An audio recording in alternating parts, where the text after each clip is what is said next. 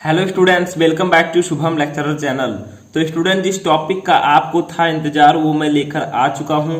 इस वीडियो में मैं आपको क्लास 12 केमिस्ट्री के अध्याय 3 से 4 यानी कि अध्याय 3 और 4 से 10 महत्वपूर्ण प्रश्नों को बताऊंगा। इससे पहले मैंने एक और 2 अध्याय का महत्वपूर्ण प्रश्न बता दिया है, जिसका लिंक आपको डिस्क्रिप्शन में मिल जाएगा। ठीक है, आज के इस वीडियो में हम चैप्टर 3 और चैप्टर 4 से जितने भी इंपॉर्टेंट बेसिक क्वेश्चंस हैं जिनको जानना बहुत ही जरूरी है। अगर आप ये 2 चैप्टर पढ़ रहे हैं, वैद्युत रसायन और रासायनिक बलगत की, तो ये 10 क्वेश्चन आप लोग जरूर तैयार कीजिए।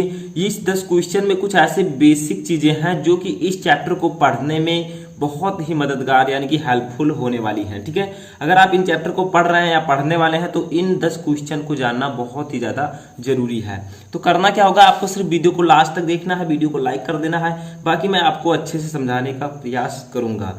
तो देखिए, सबसे पहले आपका क्वेश्चन नंबर 1 आता है। ये क्वेश्चन क्या है कि मोलर चालकता का मात्रक लिखिए। ठीक है, मोलर चालकता जो होता है इसका मात्रक आपसे पूछा जा रहा है। तो इसका मात्रक होता है साइमन। ठीक है, मोलर चालकता का मात्रक साइमन सेंटीमीटर स्क्वायर। ठीक है, और मोल इनवर्स। तो मोलर चालकता का जो मात्रक होता है वो Simon centimetre square mole inverse. अब मैं आपको क्लास 12 केमिस्ट्री का पूरा प्लेलिस्ट दे दूंगा डिस्क्रिप्शन में। ठीक है, जितने भी टॉपिक मैंने पढ़ाए वो सभी आपको उसमें मिल जाएंगे। तो नीचे डिस्क्रिप्शन में आप लोग जाकर उन वीडियोज को देख सकते हैं। पूरा जो चैप्टर है मैं दे दूंगा आपको। तो मोलर चालकता का मात्रक होता है साइमन सेंटीमीटर स्क्वायर और मोल इनवर्स। ठीक है, समझ में आया? तो ये इसका मात्रक या इकाई आप कह सकते हैं। क्वेश्चन नंबर 2 देखिए, क्या है कि दुर्बल विद्युत अपघट्ट के 2 उदाहरण दीजिए। यानी कि जो दुर्बल विद्युत अपघट्ट होते हैं उसके आपको 2 उदाहरण बताना है। तो 2 प्रकार के प्रबल और दुर्बल 2 प्रकार के विद्युत अपघट्ट जो आपके होते हैं उनमें दुर्बल विद्युत अपघट्ट का जो 2 उदाहरण है, एक है आपका CH3 COOH। ठीक है, और दूसरा है आपका NH4OH। ये दोनों जो है दुर्बल विद्युत अपघट्ट के उदाहरण है। ठीक है, CH3 COOH, समझ में आया? तो ये दोनों आपके जो हैं ये दुर्बल विद्युत अपघट्ट के उदाहरण हैं। इनका नाम क्या है? ठीक है, तो इसका नाम है एसिटिक एसिड और इसका नाम है आपका अमोनियम हाइड्रोक्साइड। तो ये दोनों जो है दुर्बल विद्युत अपघट्ट के उदाहरण है।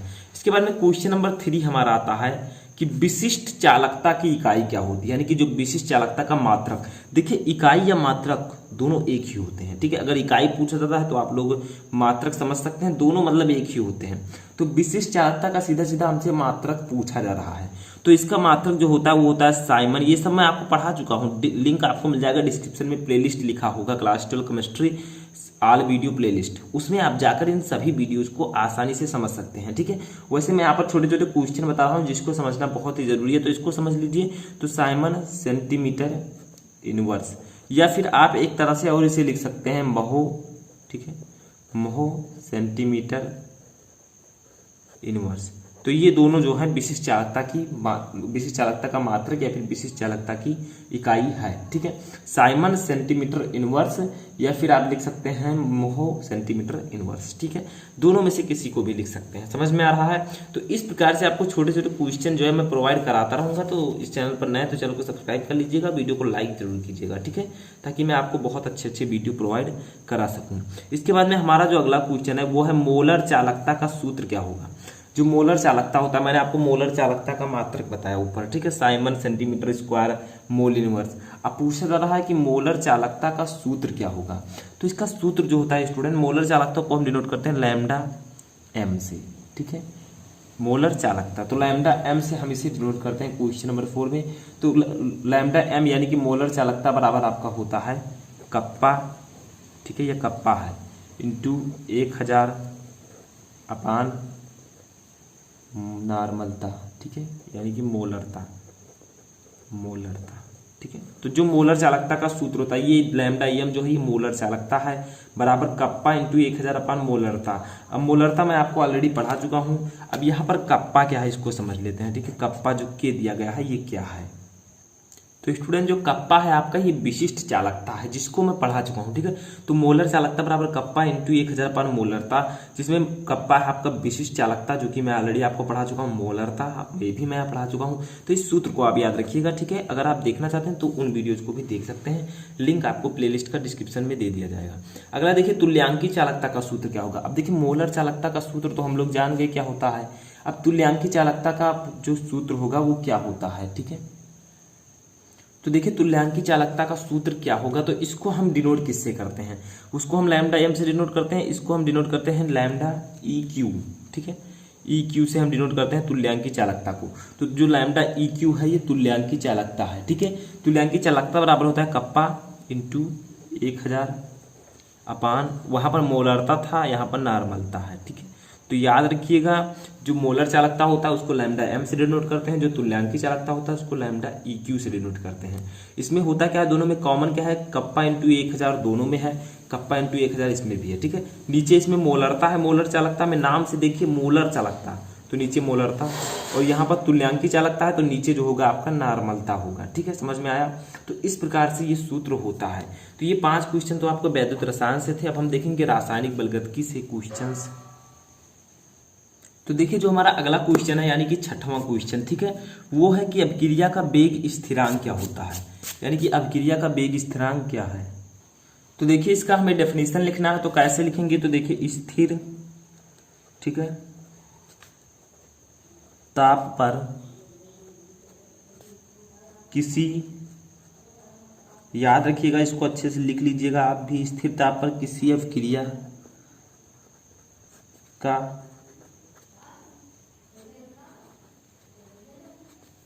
वेग स्थिरांक, ठीक है। स्थिर ताप पर किसी अभिक्रिया का वेग स्थिरांक समझ लीजिएगा थोड़ा अच्छे से। अभिक्रिया के उस, अभिक्रिया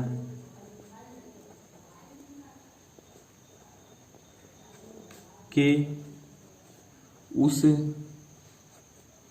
वेग के बराबर होता है, वेग के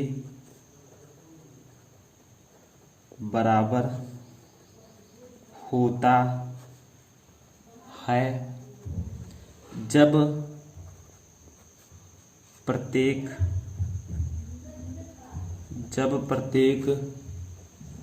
अभिकारक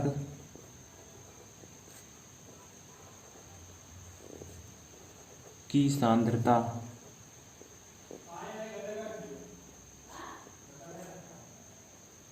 इकाई हो, ठीक है।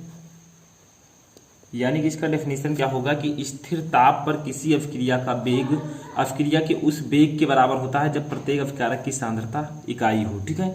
यानी कि प्रत्येक अभिकारक की जो सांद्रता, जो कॉन्सेंट्रेशन हो वो इकाई हो, तो जो वेग होगा वो होगा अभिक्रिया का वेग स्थिरांक। तो इस प्रकार से आपको डेफिनेशन लिखना है, थोड़ा सा समझ लीजिएगा, ठीक है। तो अगला क्वेश्चन हमारा आता है 7वां क्वेश्चन। देखिए निम्न अभिक्रिया की कोटि बताइए। इसमें जो अभिक्रिया की कोटि है, जैसे प्रथम कोटि की अभिक्रिया, द्वितीय, तृतीय, तो ये सब जो अभिक्रिया की कोटि है इसमें आपके सबसे ज्यादा है, यानी कि इसमें आप इस चैप्टर में आपको इनको पढ़ना है।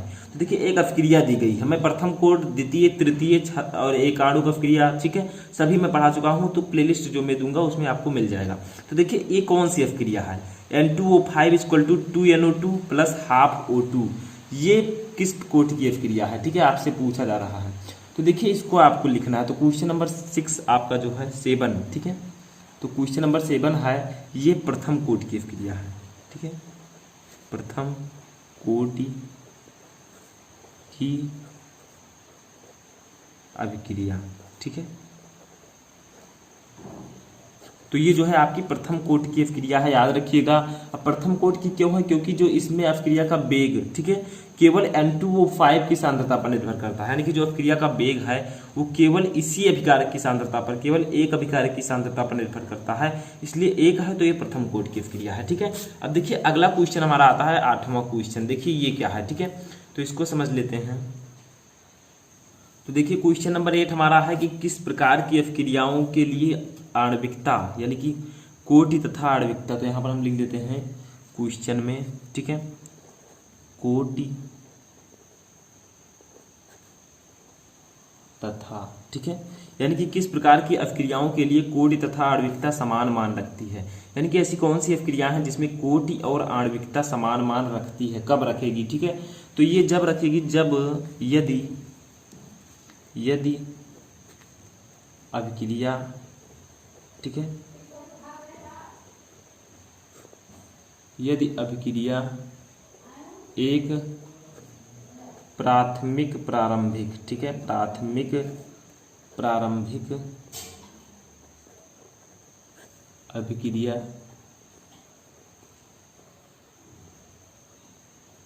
हो, ठीक है। यानी कि क्या पूछा जा रहा है कि किस प्रकार की अभिक्रियाओं के लिए कोटि तथा आणविकता समान मान रखती है।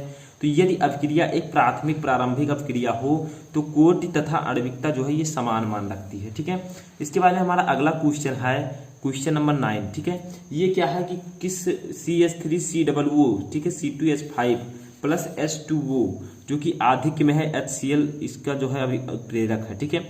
और क्या बना CH3COOH C2H5OH, ठीक है। ये आपसे पूछा जा रहा है कि किस प्रकार की अभिक्रिया है। ये जो है आपका किस प्रकार की, यानी कि द्विआण्विक है कि त्रिआण्विक की, छद्म की, एकाण्विक, तो ये किस प्रकार की अभिक्रिया है, ठीक है। तो ये जो अभिक्रिया आपकी होगी वो किस प्रकार की होगी, तो इसका सही आंसर आपको देना है। देखिए ये जो है ये आपका छद्म एकाण्विक अभिक्रिया है। तो ये मैं आपको ऑलरेडी पढ़ा चुका हूं, तो इसको याद रखिएगा, छद्म एकाण्विक अभिक्रिया, ठीक है। आपसे पूछा गया था कि जो ये अभिक्रिया दी गई है किस प्रकार की अभिक्रिया है, तो ये छद्म एकाण्विक अभिक्रिया है। इसके बाद में हमारा लास्ट क्वेश्चन आता है कि सक्रिय अणु के परस्पर टकराने पर सर्वप्रथम क्या बनता है। यानी कि जो उत्प्रेरण है, एंजाइम उत्प्रेरण, ठीक है, ये सब, तो सक्रिय अणु के परस्पर टकराने पर सबसे पहले क्या बनेगा, ये आपको बताना है कि जब अभिक्रिया होती है तो जो एक्टिव मॉलिक्यूल्स होते हैं, सक्रिय अणु, उनके टकराने पर सबसे पहले क्या बनेगा। तो इसका जो सही आंसर होगा वो होगा सक्रियित, ठीक है, सक्रियित संकुल। तो ये सब आप पढ़ेंगे, ठीक है। तो ये क्वेश्चन नंबर 10 था कि जब सक्रिय अणु आपस में टकराएंगे तो सबसे पहले सक्रियित संकुल बनेगा। तो ये थे आपके 10 क्वेश्चन छोटे छोटे इस चैप्टर के। तो आई होप कि आपको ये वीडियो पसंद आओगे। वीडियो पसंद आओ तो वीडियो को लाइक करके, चैनल पर नए तो चैनल को सब्सक्राइब कर लें। और ऐसे वीडियो मैं आपके लिए लाता रहूँगा क्वेश्चन, यानी कि चैप्टर 1 और 2 का भी मैं ऑलरेडी बता चुका हूँ, जिसका लिंक आपको डिस्क्रिप्शन में मिल जाएगा। तो इस वीडियो में फिलहाल इतना ही।